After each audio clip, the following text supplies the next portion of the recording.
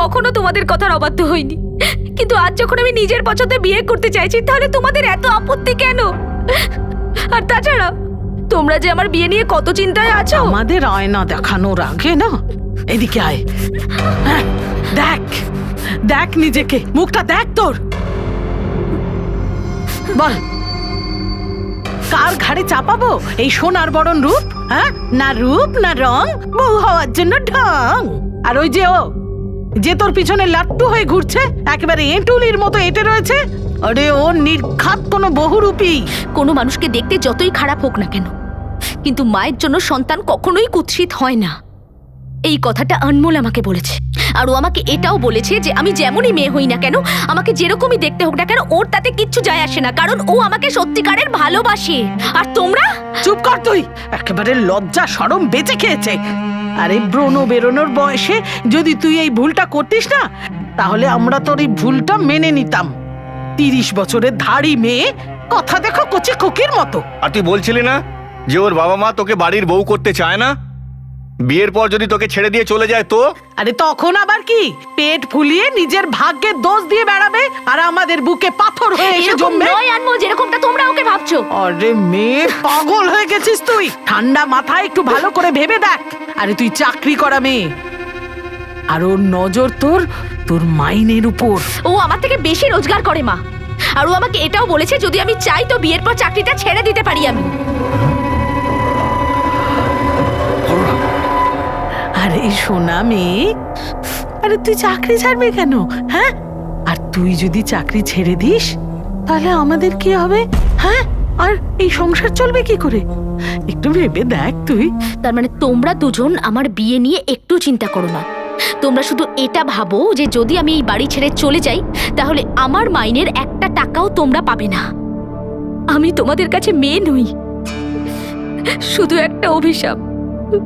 যে বাঁচুক বা মরুক তাতে তোমাদের দুজনের কিচ্ছু যায় আসে না, সে শুধু রোজগার করে নিয়ে আসুক, তাই না? আরে কি হয়েছে দিদি, তোমরা কিছু বলেছো? আরে না রে বাবা, আমরা এইভাবে পিছনে লাগলে না একদিন সত্যি সত্যি আমাদের পথে বসিয়ে চলে যাবে, তখন হাত পা কামড়িও, আর ওর রোজগার খাবে ওর শ্বশুর বাড়ির লোক। মেয়ে বোনরা কাঁচের হয়, কাঁচের, একটু সাবধানে ব্যবহার করতে হয়তো। বড় রাজা শিখিয়ে গেছিল সব ভুলে গেছো নাকি? আরে ও জ্ঞান পাপি, যখন মাথায় তুমি এত বুদ্ধি নিয়ে ঘোরো তখন মুখে কিছু বলো। এমন কিছু একটা করতে হবে যাতে সাপও মরে যায় আর লাঠিও না ভাঙে।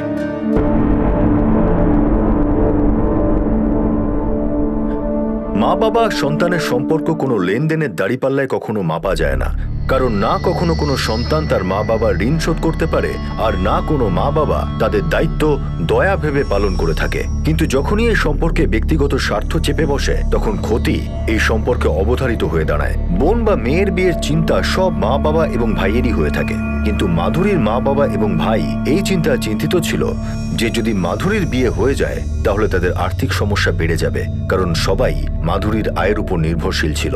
সুন্দর দেখতে নয় বলে নিজের বিয়ে কখনো হবে না এমন ভেবে নেওয়া মাধুরী এখন নিজের পছন্দের জীবনসঙ্গী খুঁজে পেয়েছে, আর তার সঙ্গেই বিবাহ বন্ধনে আবদ্ধ হওয়ার মাধুরীর জেদ তার পরিবারের গলার কাঁটা হয়ে দাঁড়িয়েছিল। আর লোভী মানুষ নিজের অসহায় অবস্থারও সুযোগ খোঁজার কথা ভাবে, আর এটাই কারণ ছিল যে কাছের সম্পর্কও ষড়যন্ত্র রচনা করার খেলায় মেতে উঠেছিল।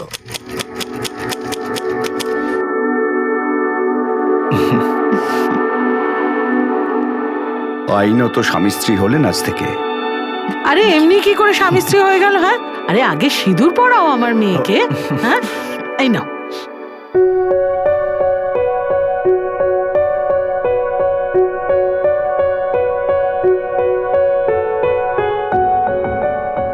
আচ্ছা, এবার আমাদের বিদায় দিন। আচ্ছা বাবা, সুখে থাকো, ভালো থাকো।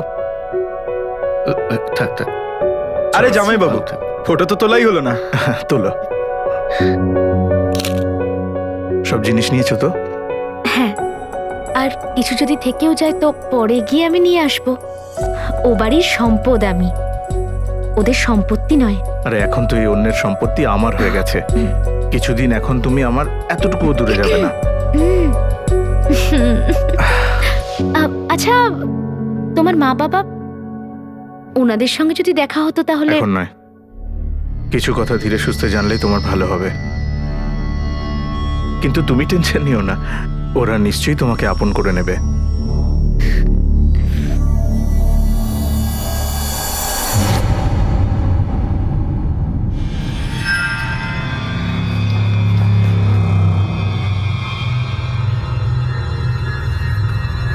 আরে ঘরে তো তালা দেয়া, এবার কি করব? মহেশ, তুই আবার ফোন করে দেখ তো। হ্যাঁ। আপনি যে নম্বরে ফোন করেছেন সেটা আরে হলোটা কি? রয়েছে।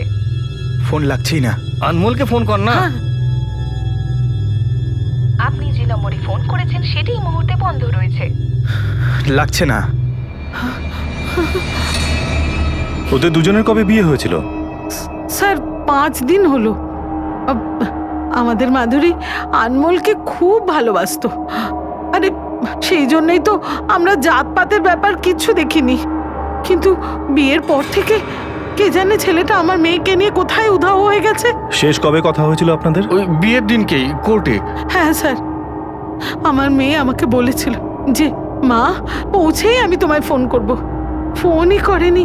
তাই আমরা ভেবেছিলাম যে নতুন বিয়ে হয়েছে, তাই বাবা মার কথা মনে পড়ছে না। তারপর 2 দিন পরে আমরা নিজেরাই ফোন করি, কিন্তু 3 দিন ধরে না মাধুরীর ফোন লাগছে না আনমোলের। আর বাড়ি গিয়ে দেখি তালা। আনমোলের বাবা মা বা কোনো আত্মীয়? আনমোলের বাবা মা না এই বিয়েটা নিয়ে খুশি ছিল না, তাই কোর্টে তো আসেনি। আর আমরা তো দেখিনি ওর বাবা মাকে। এলাহাবাদের কট্টর ব্রাহ্মণ তারা, শুধু এইটুকুই জানি ওর পরিবার সম্বন্ধে।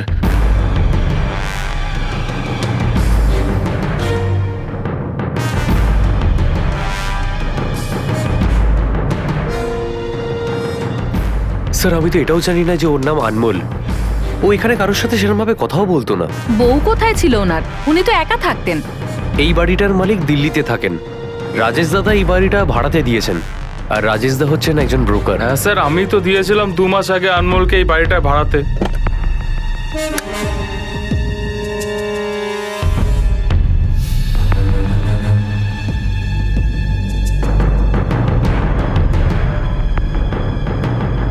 স্যার ও বলছিল যে ওর নিজের আইডি হারিয়ে ফেলেছে স্যার, কিছুদিনের মধ্যে এসে দিয়ে যাবে। 6 মাস ধরে ও ওখানে ভাড়া ছিল, তাও পুলিশ এনওসি ছাড়াই। ভুল হয়ে গেছে স্যার, কিছু মনে করবেন না স্যার।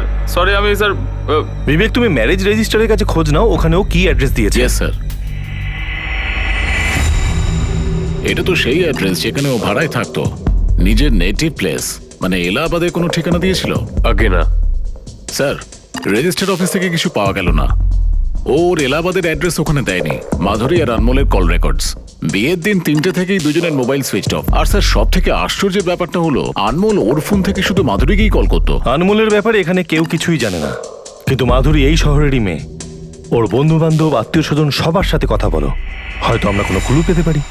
কথায় আছে যে বিয়ের পর নাকি মানুষের জীবন বদলে যায়, কিন্তু এই বিয়ে মাধুরীর জীবনে কি পরিবর্তন আনতে চলেছে সেটা শুধুমাত্র অনুমান করা যাচ্ছিল।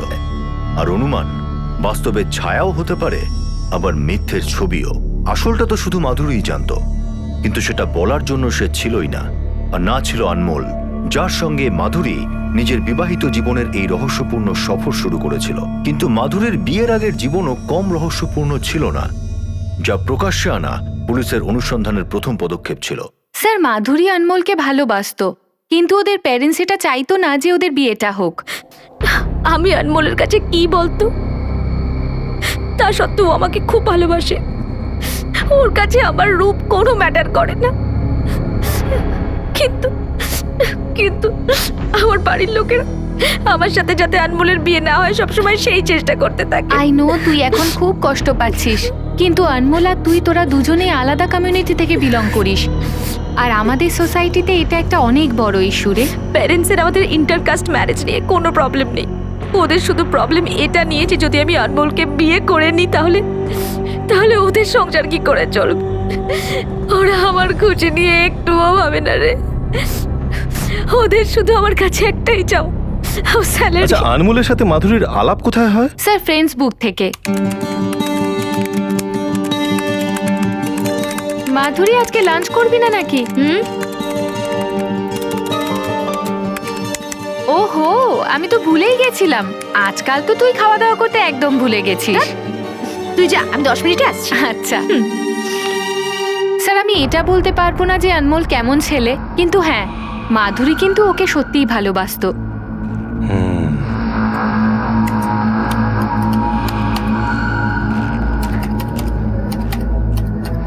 স্যার, এরা দুজনেই নিজেদের অ্যাকাউন্ট 18 ডিসেম্বর 2013-এ দুপুর 3টে নাগাদ ডিঅ্যাক্টিভেট করে দিয়েছে। ঠিক ওই দিনেই ওরা বিয়ে করেছিল, আর সেদিন থেকেই দুজনের ফোন সুইচ অফ। মাধুরীর বন্ধুর কথা অনুসারে মাধুরীর বাবা মা এই বিয়েতে রাজি ছিলেন না, কারণ মাধুরী ছিল ওনাদের ব্যাংক ব্যালেন্স। এসবের পেছনে যদি ওনারাই থাকেন, তাহলে এই আনমোল আবার আসছে কোথা থেকে?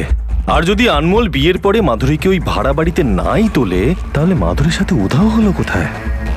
নিজে উধাও হয়েছে নাকি কারণ নির্দেশে উধাও হয়েছে? আমাদের মাধুরীদের পাড়ায় আবার যেতে হবে। স্যার,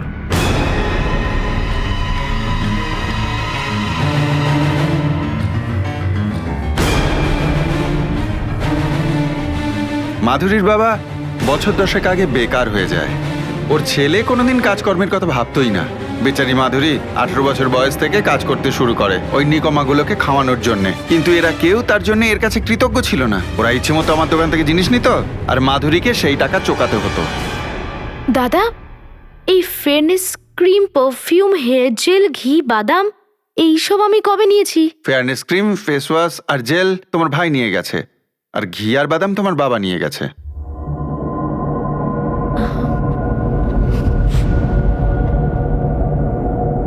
দাদা, এই মুহূর্তে তো আপনি এই টাকাটাই রেখে দিন, বাকি টাকাটা আমি পরের মাসে ঠিক দিয়ে দেব।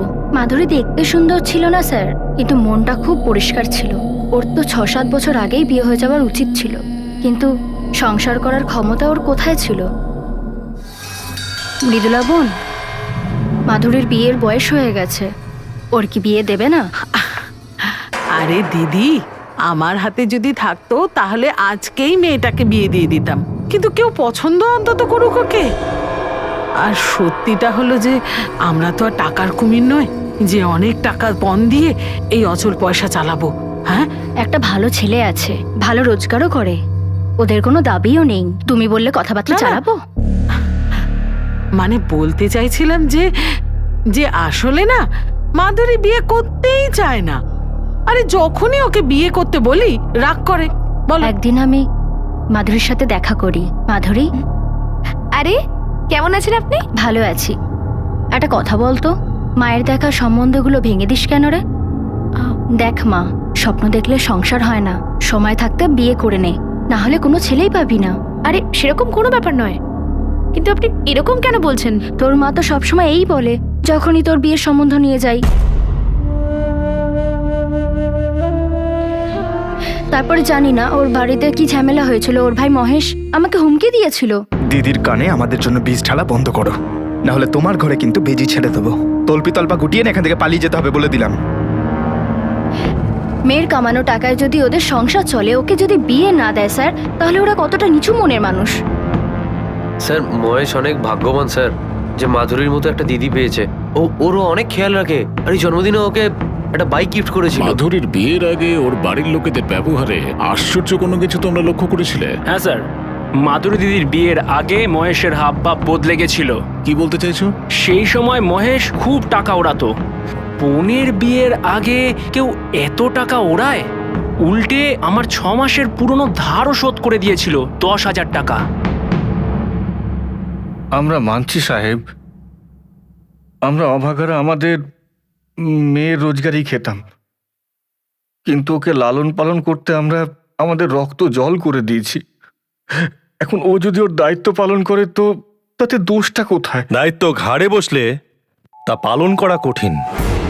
মাধুরীর বিয়ে দেওয়ার দায়িত্বটাও আপনারা এড়িয়ে যেতে চেয়েছিলেন, কারণ মাধুরী একমাত্র রোজগার করতো। কোনো রোজগার পাতি করিস না, তবুও বন্ধু 10,000 টাকা শোধ করে দিল। স্যার, ওই টাকাটা আমার দিদি আমায় দিয়েছিল। আসলে ও আমাকে কষ্টে দেখতে পারে না তো, সেই জন্য। আপনাদের জন্য মাধুরী কষ্টে ছিল। আনমোলের সাথে বিয়ে হলে মাধুরী আপনাদের থেকে দূরে চলে যেত। মাধুরী খুশি তো আপনারা কখনোই চাননি। এই জন্য তোরা সবাই মিলে ওকে মেরেছিস, তাই না? এসব আপনি কি বলছেন স্যার?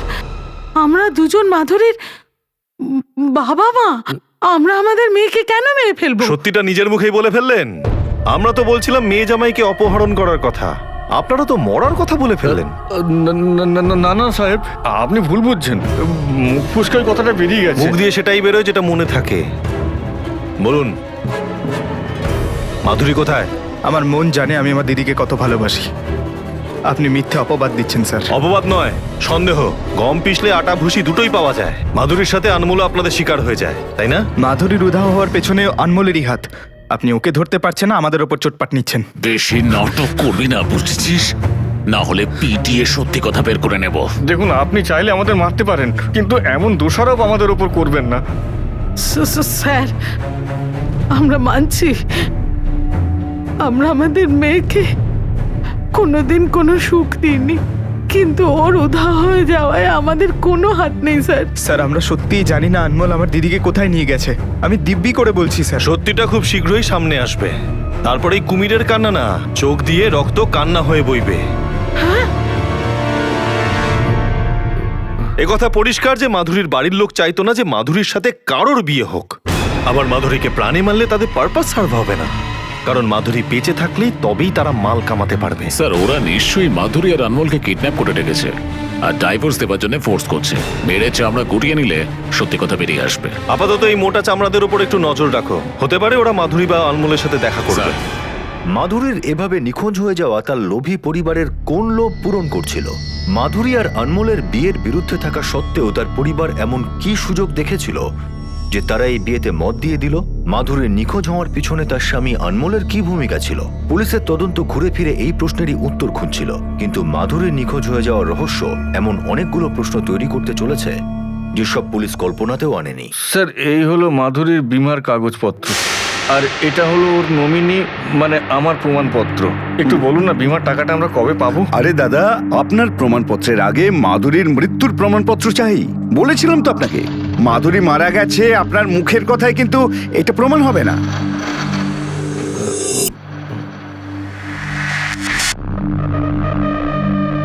স্যার, মাধুরীর বাবা ওর বীমা ক্লেম করতে এসেছে। বলছে কি মাধুরী নাকি মরে গেছে। আগেই বলেছিলাম যে বিয়ে দিও না ওই দুটোর।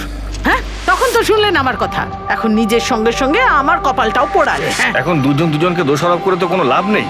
মাধুরীর মৃত্যুর প্রমাণপত্রের কি ব্যবস্থা করা যায় সেটা ভাবো। ওটা ছাড়া বিমার টাকা পাওয়া যাবে না। তোমার ছেলের কচি মাথাটা ব্যবহার করো। তুমি তো বুড়ো হয়ে গেছো। হ্যাঁ, এতদিন তো ওর কথা শুনেই চলেছো। ফলটা কি হলো দেখো। ইচ্ছে তো হচ্ছে ওর মাথাটা একেবারে ফাটিয়ে দিই। বলছিল যে মাধুরী আর আনমোলের বিয়ে দিয়ে দাও, আমি সব সামলে নেব। কি কি সামলালোটা ও? এতদিনে বুদ্ধি হলো না? এ দেখো, এক ভরির। এবার বলো, আমার ভালোবাসার দাম কত? এই চেনটা তোমার দিদির না? তুমি আম খাও না, আটি গুনছো কেন? আর এমনি তো যখন দিদি থাকবে না, তখন দিদির সব জিনিস তো তোমারই হবে।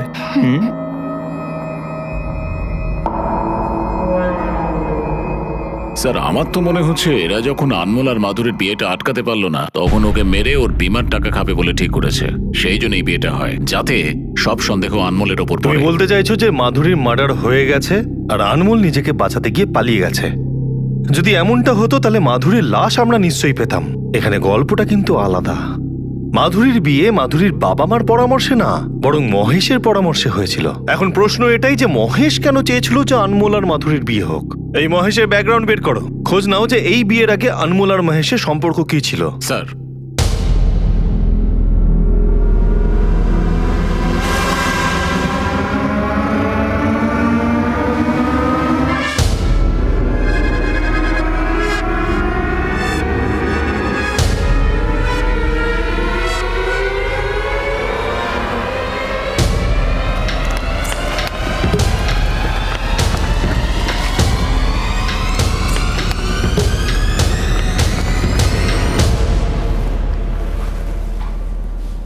হ্যাঁ স্যার, আমি একে মহেশের সঙ্গে দেখেছি। দুজনের মধ্যে আদায় কাজ করার সম্পর্ক। এ ভাই, আজকে বিয়ার টের খাবো না, ডাম খাবো কিন্তু, ঠিক আছে? ও শালা, আমার দিদির পিছু নিস তাই না? ছাড় ছাড় ছাড়। আরে চলে আয়, চলে আয়, চলে আয়। শালা, আমার দিদির পিছু করবি না কিন্তু, কেটে রেখে দেবো তো কেবিন। শালা তো তুই আমার হবি, দেখে নিস। তারপর একদিন দুজনে বন্ধুত্ব হলো। বন্ধু? হ্যাঁ স্যার, জানি না কি বোঝাপড়া হলো দুজনের মধ্যে।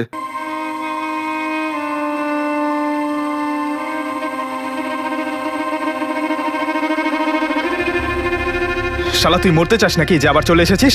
আমি এখানে ঝগড়া করতে আসিনি। একটা বিহিত করতে এসেছি।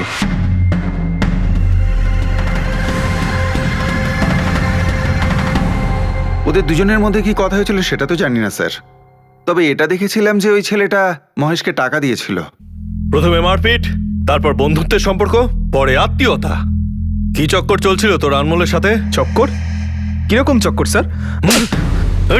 স্যার স্যার স্যার স্যার, আপনি ঠিক বুঝেছেন স্যার। আমার আর আনমোলের সম্পর্ক ঝগড়া থেকে শুরু হয়েছিল স্যার। ও আমার দিদি মাধুরীর সবসময় পিছু নিত স্যার।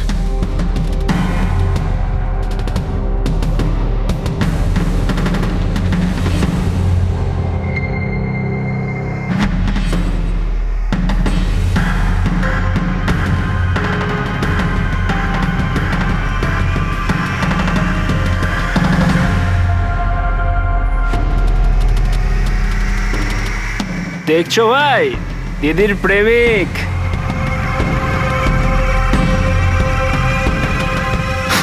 শালা, আমার দিদি পিছু নিস না শালা। হ্যাঁ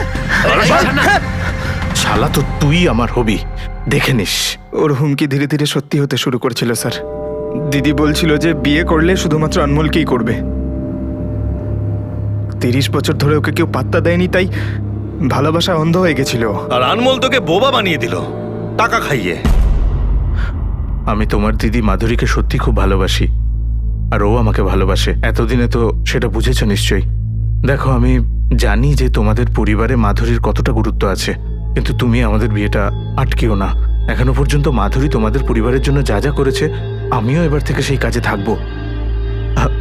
1 মিনিট, এটা রাখো। এবার গিয়ে তোমার বাবা মার কাছে আমাকে তোমার জামাইবাবু করার সুপারিশটা করো। অল্প কিছু টাকার জন্য তুই তোর দিদিকে দাড়ি পাল্লাই তুললি? তুই ওর বিয়ে নিয়ে ব্যবসা করেছিস, বিক্রি করেছিস। এভাবে বলবেন না স্যার, আমি ওর ভাই স্যার। আনমোল আমাকে টাকা দিত ঠিকই, কিন্তু আমি ভেবেছিলাম ও ভালো মানুষ স্যার, আমার দিদিকে খুব ভালোবাসবে ও। টাকা যে দেবে সে তো ভালোই হবে তোদের মতো লোভীর কাছে। আমরা লোভী হতে পারি স্যার, কিন্তু এতটা নীচ নয় যে নিজের সন্তান নিজের মেয়েকে মেরে ফেলবো। যদি তাই হতো তাহলে বিমার টাকা উসুল করার তাড়া কেন ছিল আপনাদের? আমাদের কাছে একটা কানা করিও নেই, আর মাধুরীরও কোনো খোঁজ খবর নেই। এই মুহূর্তে আমরা কি করতাম? কিছু না কিছু তো ব্যবস্থা করতেই মানে হবে। আপনারা জানতেন না যে আনমোল আপনাদের থেকে হ্যাঁ শোনার জন্য মহেশকে ব্যবহার করেছিল, ওকে টাকাও দিয়েছিল? না স্যার, আমরা জানতাম না যে আমরা দুধ কলা দিয়ে কাল সাপ পুষেছি। বিষ তো আপনাদের সবার আছে, আপনারা সবাই মাধুরীর শত্রু। জানি না মাধুরী এখনো বেঁচে আছে কিনা।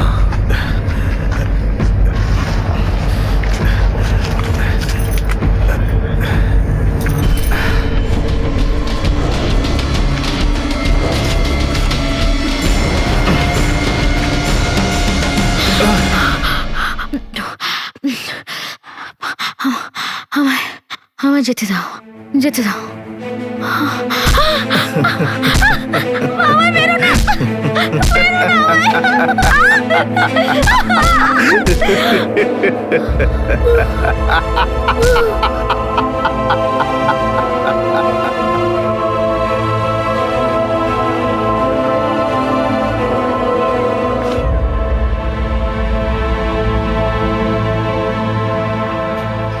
দুজনের মধ্যে নর্মাল চ্যাটিং হতো, প্রথম দিকের প্রেমের মতো।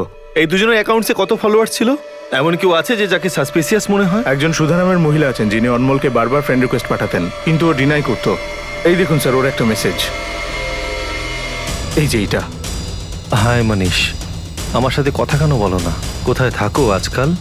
তাড়াতাড়ি ফিরে এসো। এই সুধা আনমোলকে মনীষ বলে কেন ডাকছে? আমাদের সুধার কাছে যেতে হবে।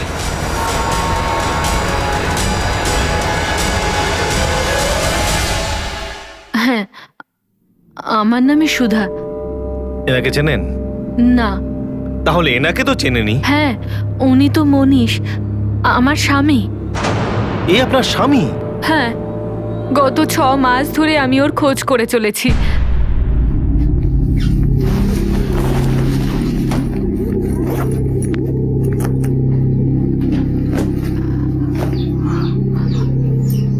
তুমি কোথাও যাচ্ছ নাকি?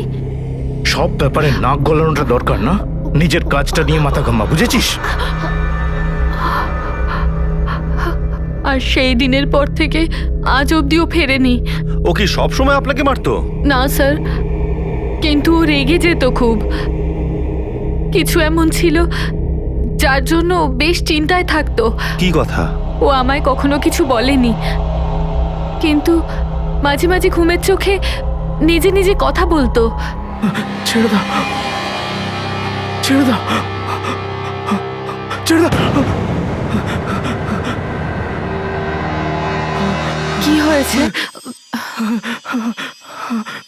কত মাস ধরে ওকে খুঁজছি। একদিন হঠাৎ আমি ওর ছবি সোশ্যাল নেটওয়ার্কিং সাইটে দেখলাম।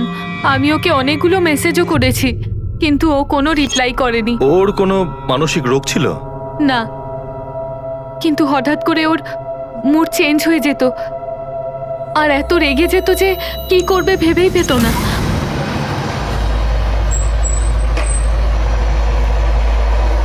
আমি একটু আসছি, যাও।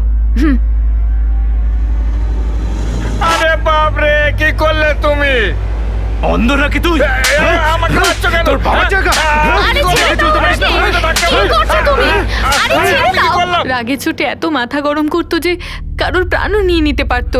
মনীষের বাবা মা? বাবা মারা গিয়েছিলেন ও যখন অনেক ছোট ছিল, আর ওর মায়ের সাথে আমাকে কখনো দেখা করায়নি। শুধু এটুকু জানিয়েছিল যে বিকাশপুরে কোথায় একটা থাকে। মনীষ তখনই সুধাকে ছেড়ে গিয়েছিল যখন সোশ্যাল নেটওয়ার্কিং সাইটে আনমোলের অ্যাকাউন্ট ক্রিয়েট হয়েছিল। এই মহিলার কথাগুলো ক্রস ভেরিফাই করো। এই মনীষ ওরফ আনমোলের দ্বৈত চরিত্রের পরিচয় আমাদের মাধুরীর কাছে পৌঁছে দেবে। একই রকম দেখতে দুজন ব্যক্তি, নাকি দুটো নাম রাখা কোনো বহুরূপী? আনমোল ওরফে মনীষের এই দুটো পরিচয়ের পিছনে রহস্য কি ছিল? আর যদি এই দুটো পরিচয়ের উদ্দেশ্য শুধুমাত্র মাধুরী হয়, তাহলে আনমোলের উদ্দেশ্য কি ছিল? কারণ মাধুরীকে বিয়ে করার পর আনমোল তো তাকে অর্জন করেই ফেলেছিল। তাহলে দুজনের এভাবে নিখোঁজ হয়ে যাওয়ার প্রয়োজন কি ছিল? এর পিছনে কি অন্য কোনো উদ্দেশ্য ছিল? এটা জানা ভীষণই প্রয়োজন। তাই পুলিশ মনীষের সঙ্গে যুক্ত প্রত্যেকটা বিষয় নিয়ে তদন্ত শুরু করলো। স্যার, বিকাশপুর বলে কোনো গ্রাম কাটনির আশেপাশে কোথাও এমন কিছু নেই। এর মানে মনীষ সুধাকেও মিথ্যে বলেছিল। স্যার, মনীষ যাদবের ব্যাংক স্টেটমেন্ট আর ফাইন্যান্সিয়াল রেকর্ডস। স্যার, এই মনীষ যাদব দরিয়া গ্রামের কোনো একটা সরকারি ব্যাংক থেকে হীরা দেবী নামের একজন মহিলাকে টাকা ট্রান্সফার করে।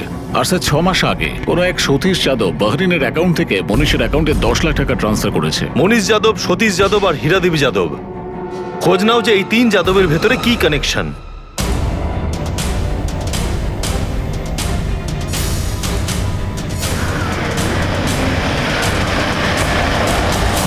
সতীশ আর মনীষ আমারই ছেলে। সতীশ আমার বড় ছেলে আর মনীষ ছোট ছেলে। এরা দুজন প্রত্যেক মাসে আপনাকে টাকা পাঠান? হ্যাঁ, আমি ওদের মা। আপনার 2 ছেলে আজকাল কোথায় থাকে? সতীশ তো অনেক বছর আগে বিদেশ চলে গেছে, আর মনীষ কাটনিতে কোথাও চাকরি করে। এনাকে চেনেন? না স্যার। এই মনীষের আনমোল সেজে মাধুরীর জীবনে আসার কোনো না কোনো উদ্দেশ্য নিশ্চয়ই ছিল। মনীষের পরিবারে পুরো হিস্ট্রি বের করো, আর মাধুরীর বাবা মাকেও ডাকো। হয়তো তারা ওর ব্যাপারে কিছু না কিছু জানেন। হ্যাঁ, আমরা চিনি হীরা দেবীকে। উনি আমাদের গ্রামেরই লোক ছিলেন। এই ধরুন 15-18 বছর আগে গ্রামের মানুষ ওকে গ্রাম থেকে তাড়িয়ে দেয়। কেন?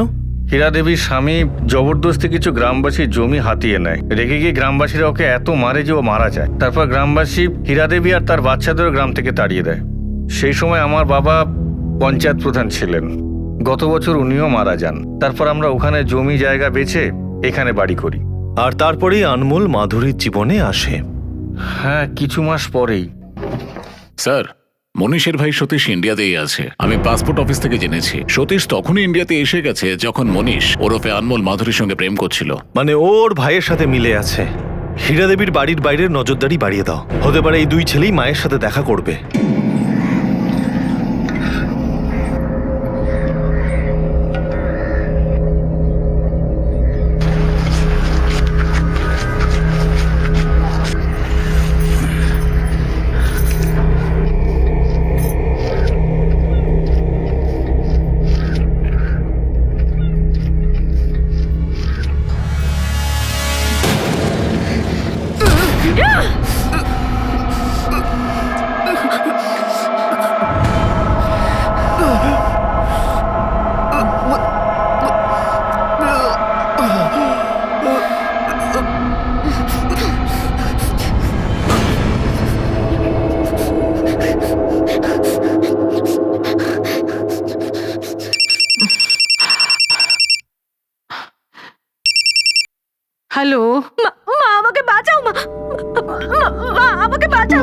মাধুরী, আরে কি হয়েছে রে মা? কোথায় আছিস তুই? মা মা আমি ওই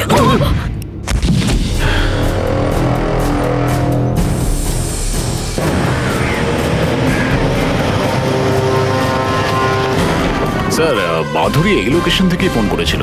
আমাদের মাধুরীকে খুব তাড়াতাড়ি খুঁজে বের করতে হবে বিবেক।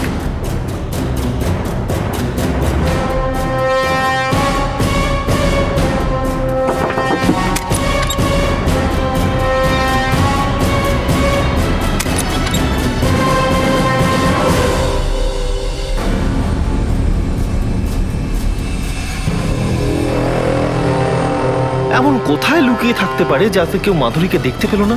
না এই আনমোল ওর মনীষকে? আমরা চিনি হীরা দেবীকে, উনি আমাদের গ্রামেরই মানুষ। 15-18 বছর আগে গ্রামের লোক তাকে গ্রাম থেকে তাড়িয়ে দেয়। হ্যালো শান্তারাম, তাড়াতাড়ি বলো, গ্রাম থেকে বের করে দেওয়ার পর হীরা দেবী এবং তার সন্তানরা অমরপুরের কাছে কোনো জঙ্গলে ছিল? সাহেব, ওরা খড়িয়া জঙ্গলে থাকতো।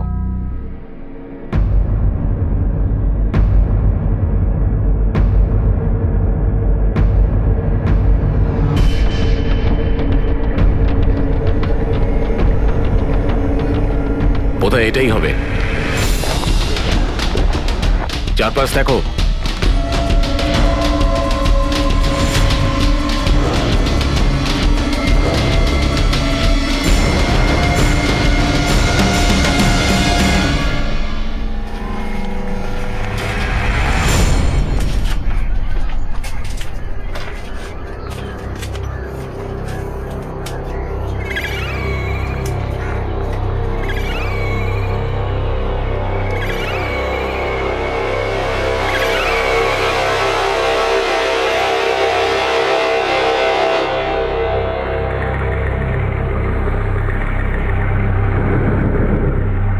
মাধুরীকে কিডন্যাপ করে এখানে রাখা হয়েছিল।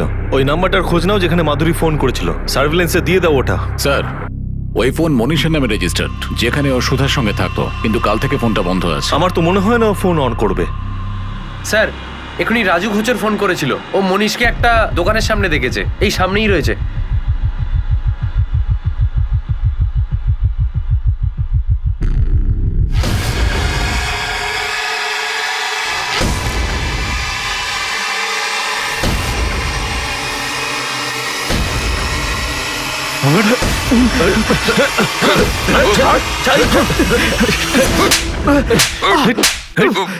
বল কোথায় মাধুরী, বল।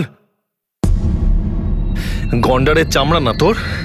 আমিও দেখছি কতক্ষণ তুই না বলে থাকিস।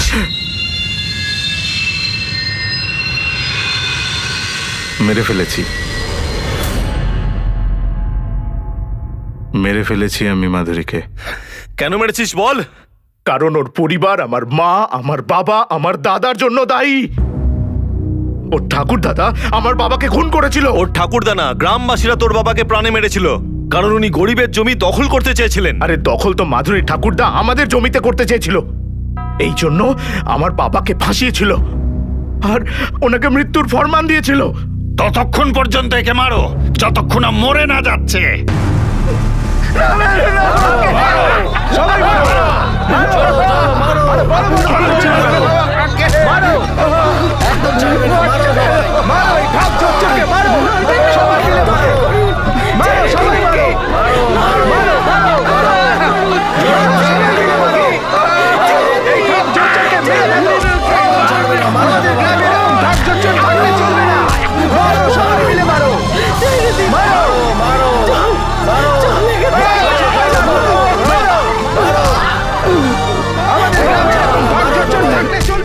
আমার বাবা কষ্ট পেয়ে পেয়ে মারা গেলেন, আর ওই উন্মাদ গ্রাম প্রধান আমাকে আর আমার মাকে গলা ধাক্কা দিয়ে গ্রাম থেকে বের করে দিল।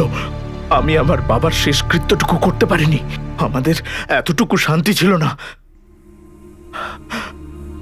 আমার মনে হলো যে আমায় এমন কিছু করতে হবে যাতে আমার বাবার আত্মা শান্তি পায়।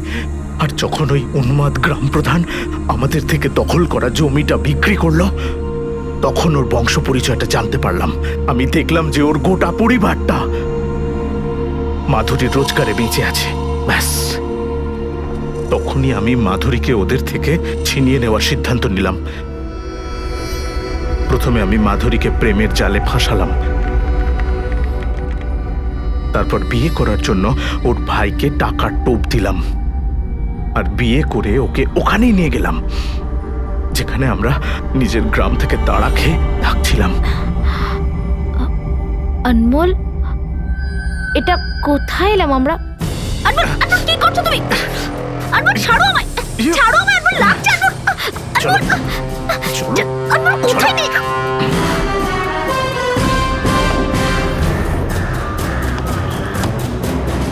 ছাড়ো আমাকে, ছাড়ো অনমোল, আমাকে ছাড়বি না, একদম ছাড়বি না। আরে বন্ধু, ছাড়ো আমায়।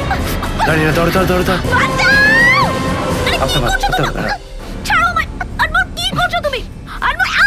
চিৎকার করিস না, এখানে তোর চিৎকার শোনার মতো কেউ নেই। ছাড়ো আমায়, বাঁচাও, কেউ আছে, বাঁচাও, ছাড়ো। অনমোল, খোলো আমাকে। অনমোল, কেন করছো তুমি এরকম?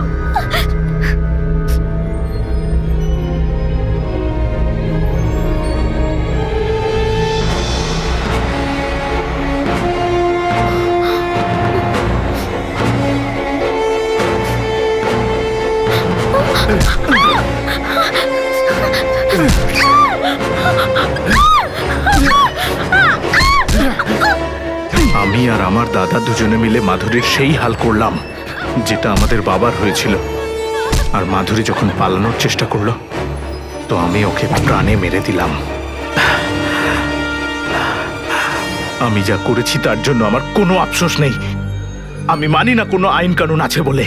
তখন কোথায় ছিল আপনার আইন?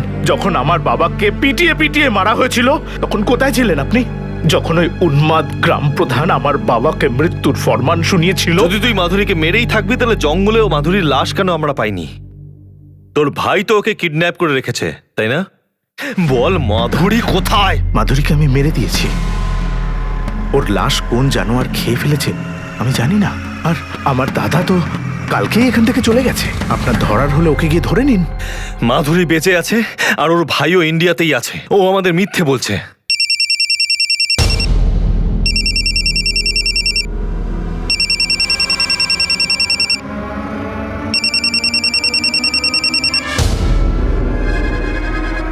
হ্যালো মনীষ,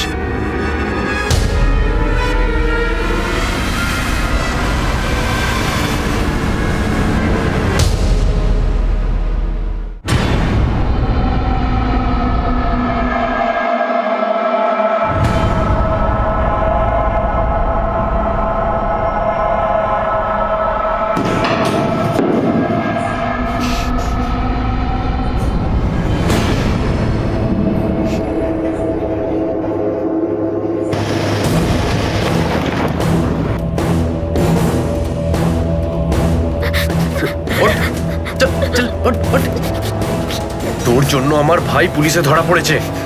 আমি তোকে জ্যান্ত ছাড়বো না, তুই জ্যান্ত ছাড়।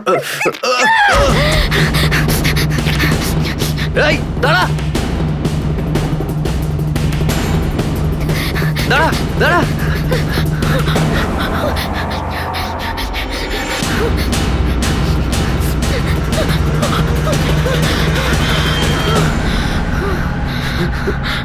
এই পালাবি? হ্যাঁ পালাবি? হ্যাঁ পালাবি? দাঁড়া।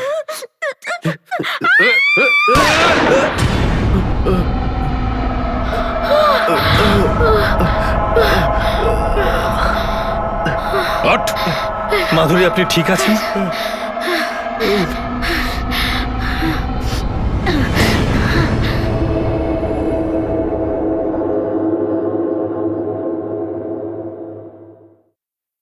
মাধুরী, মাধুরী, মারে কেমন আছে?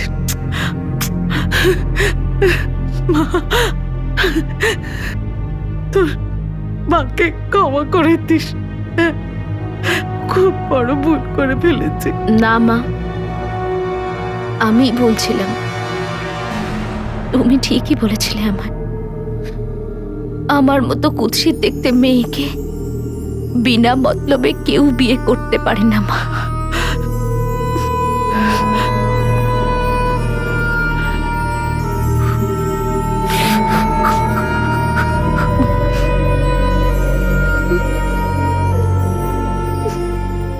একজন মেয়ের জন্য বিয়ে তার জীবনের সবচেয়ে বড় আর গুরুত্বপূর্ণ সিদ্ধান্ত হয়, কারণ সে তার সবকিছু ত্যাগ করে একজন পুরুষের সঙ্গে তার নতুন জীবন শুরু করে আর সম্পূর্ণভাবে নিজেকে সেই সম্পর্কে সমর্পিত করে দেয় যার জন্য সে অনেক স্বপ্নও দেখে। আর যদি সেই স্বপ্ন ভেঙে গিয়ে যন্ত্রণাদায়ক এবং ভয়ঙ্কর অতীত হয়ে দাঁড়ায়, তাহলে মানুষের আত্মবিশ্বাস ভেঙে চুরমার হয়ে যায় আর মানুষ নিজেকে দোষারোপ করার ভুল করে বসে। আর মাধুরীর সঙ্গেও ঠিক এমনটাই ঘটেছিল। কিন্তু মনীষ তার অপরাধ বাস্তবায়নের যে বিবরণ পুলিশকে দিয়েছিল, সেটা অবশ্যই তার বাবা এবং তার পরিবারের সঙ্গে ঘটা কঠিন সত্যকে প্রকাশ্যে আনছে। কিন্তু তার মানে এই নয় যে মানুষ আইনকে পিছনে রেখে নিজেই হিংসার আশ্রয় নেয়। মনীষ এবং তার ভাইকে অ্যাবডাকশন, কিডন্যাপিং এবং অ্যাটেম্পট টু মার্ডার কেসে অ্যারেস্ট করা হয়েছে। তারা তাদের কর্মের শাস্তি নিশ্চয়ই পাবে, কিন্তু মাধুরীর মনের আঘাত পূরণ হতে এখনো অনেক সময় লাগবে। প্রতিশোধের চিন্তাভাবনা নিজের মনের মধ্যে প্রতিপালন হলে শুধুমাত্র নিজেরই ক্ষতি হয়, আর এই চিন্তাভাবনা আজ পর্যন্ত কারো কোনো রকম ভালো করেনি। এখন আমি অনুপ সোনি আপনাদের কাছ থেকে বিদায় নিচ্ছি। আবার দেখা হবে পরবর্তী এপিসোডে, আর প্রকাশ্যে আনবো আরও একটা অপরাধের। ততক্ষণ নিজের এবং নিজের পরিবারের খেয়াল রাখুন আর দেখতে থাকুন ক্রাইম পেট্রোল, ডায়াল 100। শিক্ষা একজনের, জ্ঞান আমাদের সবার। জয় হিন্দ।